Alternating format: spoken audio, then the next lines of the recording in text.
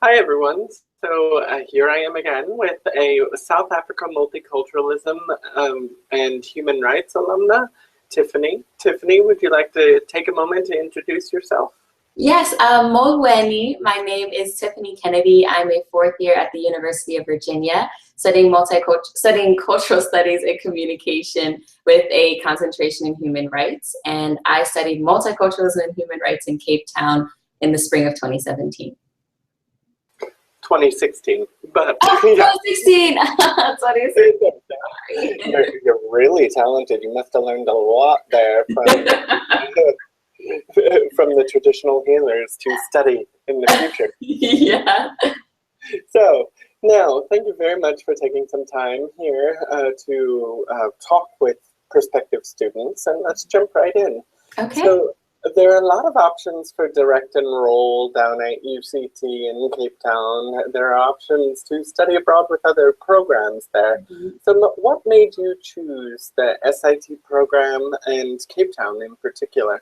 Well, so a few of my friends had studied abroad in the past, and so when I was making the decision of what program I should choose, I was talking to some of them, and a lot of them mentioned doing a homestay experience rather than a on-campus college experience, just because some of my friends had done both in their past, and they were saying how they got a better idea of the culture and they had more opportunities to really, I guess, immerse themselves with the people of the country the citizens of the country that they were visiting than they did when they were on a college campus. And they were saying it's kind of like, when you're at school, so say when I'm at school, it's really easy for students to kind of get themselves into somewhat of a bubble and not really branch outside of their campus. And so although you are in a new country, and of course you're going to be experiencing new things and meeting new people, it's just not the same as actually being in homestay experiences, being with people, rather than students who were probably also going to be from the United States, because they may end up housing you all together since you'd be international students.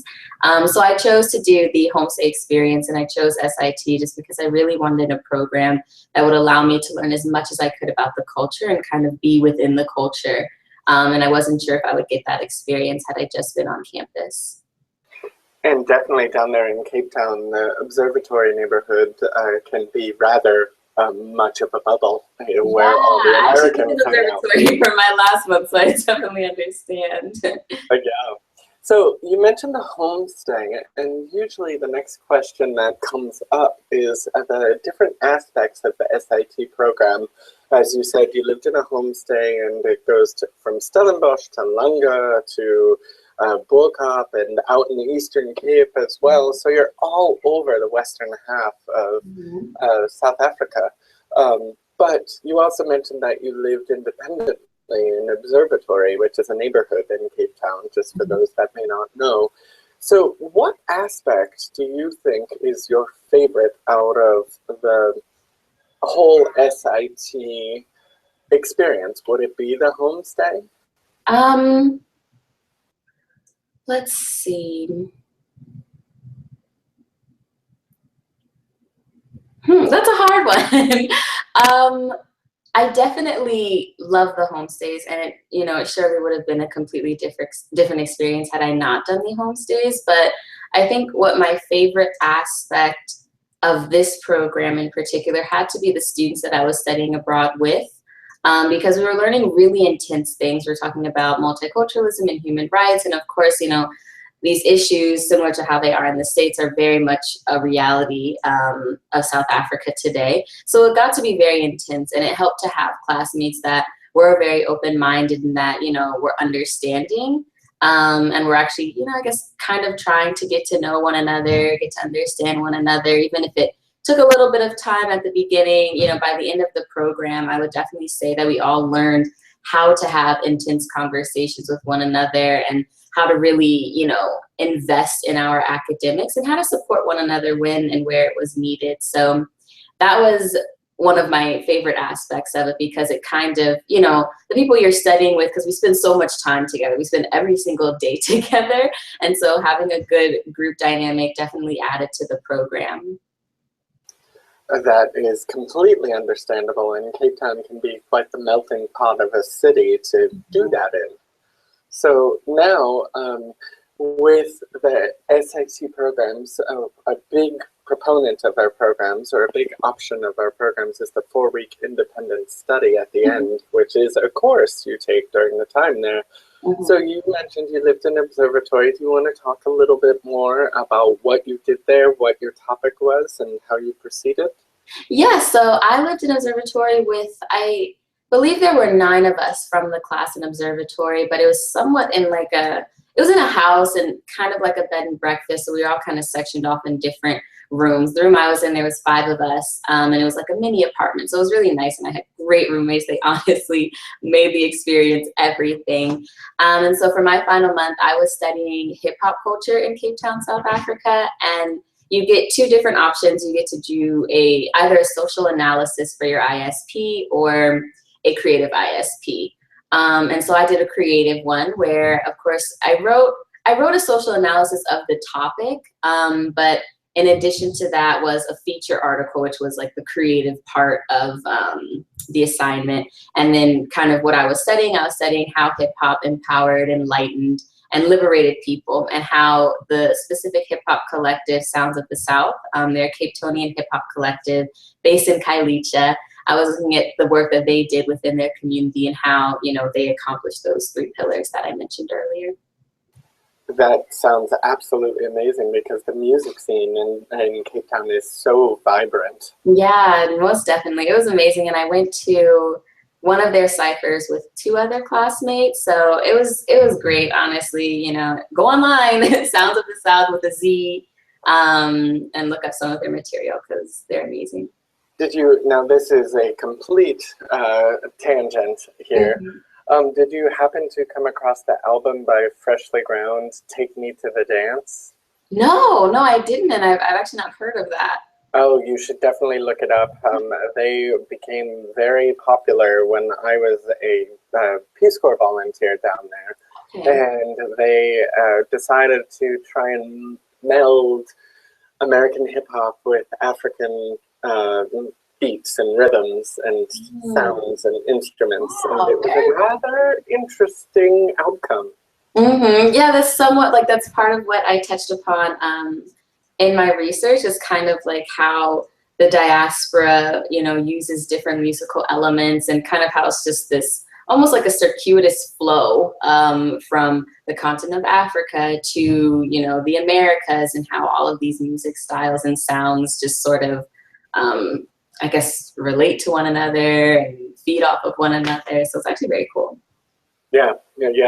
I will send you some information about it if you'd like. Thanks. Yeah, so now, this is going to make you really dig deep into what we've talked about so far. If you could name one thing that you believe you learned on your SIT program in Cape Town that you don't believe you could have learned anywhere else, what would that be? Definitely the importance of ethics in research, especially if you're doing qualitative field research. So that, I mean, part of the main component of the program was the independent study project. And so, you know, I had done research before at school, but I had never gone to another country and did field research there. So it was just a completely different dynamic. And it left a huge impression on me. Our research ethics and methods course that was taught by Emma, it just, honestly, it opened my eyes and enlightened me in ways that I had never had at school or here back in the States. And, you know, we spoke about power dynamics and positionality and what that means for you to be an American studying abroad in what is termed as the third world. And then also thinking about who actually created this third world. Why is it called that in the first place? And so, you know, just really understanding your Western gaze and the history and impacts of colonialism, slavery, and how that really influences your dynamics as a researcher. And it's just so important for you to be aware of that, you know, when you're dealing with people and participants, because you don't want to perpetuate any form of inequality and unequal power dynamics. So that has left a huge impression on me now, and it changes the way I think about research and my own research. So yeah, that was a huge lesson that I learned there that I'm so appreciative of. Well, you articulated that very succinctly and straight to the point. I need to go and look up your ISP now so I can have a look through it. So, have you been able to take any of the experiences you've learned, whether it's through your independent study project or regional interests, and apply it back into your experiences in Virginia? Well, I'm pretty sure I will come fall semester, but so since it's the summertime, I've been home, and most of what I've been doing this summer, while I'm working, I'm interning at World Learning, and then beyond that, I've been at home. So kind of really just digesting and reflecting upon the semester because it was intense and just, you know, a lot happened. And I'm sure all of us, like me and my classmates, will be thinking about this for a while and thinking about how it impacted us. So, I'm not sure how these experiences and these changes that I've gone through will sort of manifest themselves once I go back to school. But, you know, it'll be very interesting to kind of see how I now relate to school after having this experience. Understandably so as well. And please make sure you keep in touch because we'd like to hear what our alumni are doing. Yeah. And I had forgotten that you were interning at World Learning, so that totally explains the green wall behind you. Yeah. So, just two more questions for you. If you could reach through the screen and talk to a prospective student who's contemplating studying abroad in Africa on your program or in South Africa or just in general, and tell them one thing that you wish you knew when you were applying, what would that be? Well, I don't want to give them expectations because I don't think you should go into programs with expectations besides maybe just learning as much as you can and investing in the experience because, I mean, honestly, you just don't know what to expect. You don't know what's going to happen. Anything you do expect is probably the opposite is going to happen. It's just, you just have no way of telling. But what I wish I knew prior to coming was just how intense of a semester would be and how, you know, personal it became. So of course we were learning about, you know, multiculturalism and human rights from the academic standpoint, but I think much of what I've taken now that I'm home is like the personal changes that I went through and like the ways in which I grew and the ways in which my own awareness of the world around me kind of increased. And it was intense because it changes up your opinions on things. It could change up how you relate to people when you get back home. It changes how you see things. So it becomes very, very intense and very personal. And, you know, adjusting once you get back home could be a little different because, you know, nothing changes. You come back home, you know, home is the same. Your university is the same, especially my school that roots itself in tradition, like nothing, you know, things are the same. And so, but the difference is that now you've changed and now you've grown in different ways. So trying to readjust to like a life that, or just your old life could be a little challenging, but of course you're going to get through it. And of course, you know, you'll come up out of it just feeling wonderful because so many things make more sense now. And now you've kind of learned how to fuse the old with the new to create this new sort of life and future for yourself. Well, I think such a positive note will end the interview today, but I always like to give the last word to the alumni. Is there anything that we haven't touched on academically or socially or experiencing being an international student in Cape Town is there anything we haven't touched on that you would like to mention before we close today? I think just on a personal note for students who are studying abroad, it's really important for you to take your mental health into consideration and, you know, develop best practices for handling some intense situations. Because the program that we were in, it was just very real. It was very present.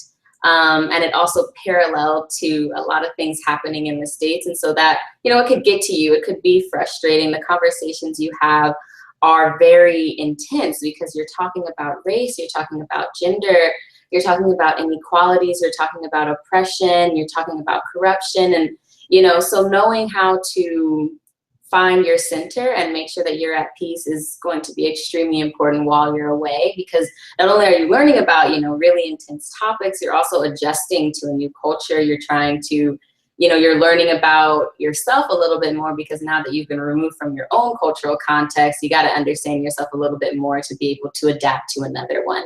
And so the process, I keep saying intense, and I can't say it anymore because it's just very intense, but in a good way. Like, I've left there loving the program. This was hands down my favorite semester of college. But I do, you know, want to encourage everyone to think of what keeps you centered and what puts you at peace. For me, it was journaling every day or listening to music. It could be talking to your classmates. So, you know, really think about that prior to coming. What puts you at peace, and what helps you when you're in, you know, challenging situations. And I really think that's something we have to do on a daily basis, no matter where we are. Definitely. Just self-care. So important. Yes. Easy to forget, right? Yeah. Well, thank you very much again. I'll let you get back to work. And please tell everyone in the World Learning DC office that Yin up in Vermont says thank you very much for letting you step away for a moment. I will, and thank you. All right. You have a good afternoon. You do the same.